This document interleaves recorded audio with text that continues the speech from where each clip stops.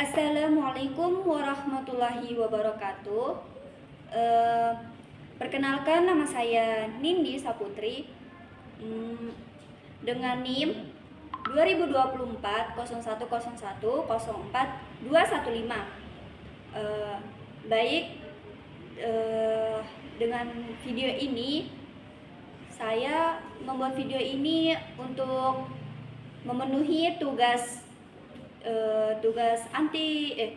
mata kuliah anti korupsi,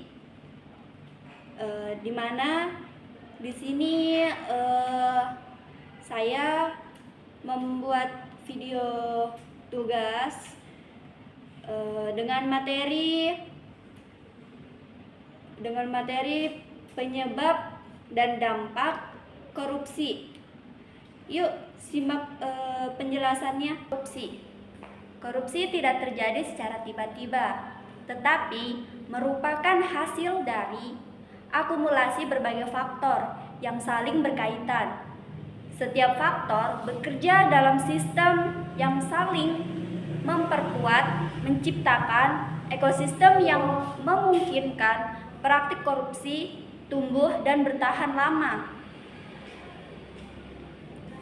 Korupsi terjadi karena kombinasi berbagai faktor yang saling memengaruhi, yaitu baik sisi yang pertama, faktor individu maupun sistem.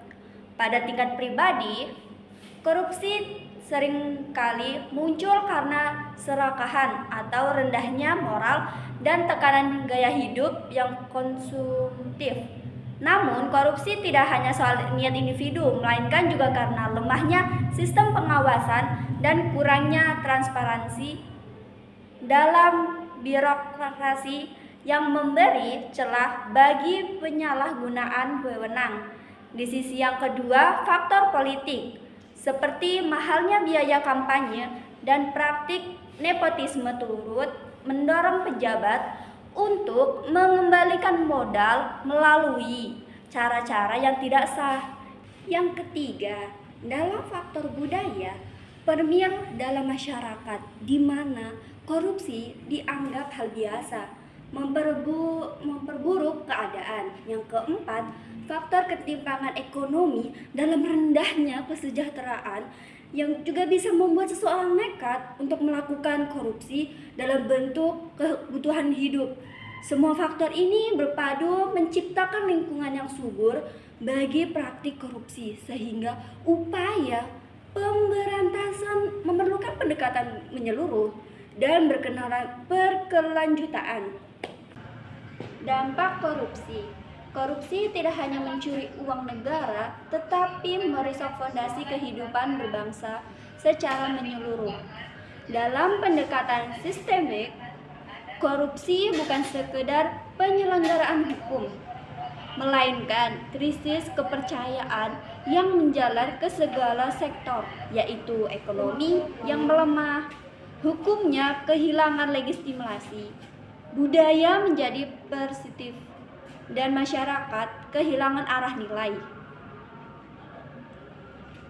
Korupsi memiliki dampak yang sangat merugikan di berbagai aspek kehidupan, baik bagi individu, masyarakat, maupun negara secara keseluruhan. 1. Dampak korupsi secara ekonomi.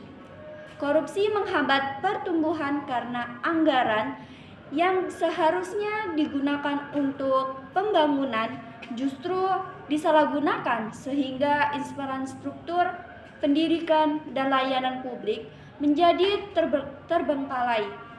Yang kedua, dampak korupsi secara sosial. Korupsi menciptakan ketimpangan dan ketidakadilan karena hanya menguntungkan kesegelintiran orang, sementara rakyat banyak menderita. Yang ketiga, selain itu korupsi merusak kepercayaan masyarakat terhadap pemerintah dan lembaga hukum yang pada akhirnya melemahkan legitimasi dan stabilitas negara. Yang keempat, dampak di bidang politik. Korupsi menghambat demokrasi karena keputusan dibuat berdasarkan kepentingan pribadi atau kelompok, bukan demi kepentingan publik. Dan yang kelima, dampak terhadap budaya. Lebih jauh lagi, korupsi juga merusak moral dan budaya, karena jika dibiarkan, masyarakat bisa menggampangnya sebagai hal yang tak wajar. Oleh karena itu, korupsi merupakan ancaman serius bagi kemajuan dan keadilan dalam suatu negara. Kesimpulannya, korupsi merupakan kejahatan sistemik yang tidak dapat dijelaskan hanya sebagai penyimpangan individu, melainkan sebagai hasil dari interaksi berbagai faktor yang saling memperkuat. Faktor utama penyebab korupsi yakni individu, ekonomi, sosial, dan budaya, politik, serta hukum dan kelembagaan saling terhubung dalam membentuk lingkungan yang memungkinkan praktik korupsi tumbuh dan bertahan.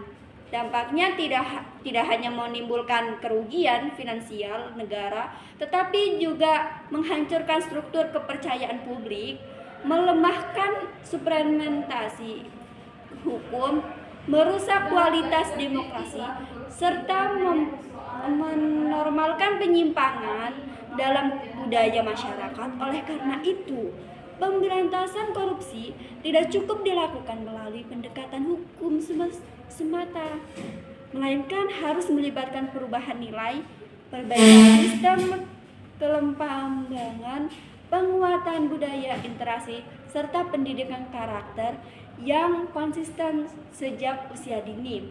Dalam jangka panjang, membangun generasi yang jujur, kritis, dan berani menolak penyimpangan adalah harapan nyata menuju Indonesia yang bersih dan berkeadilan.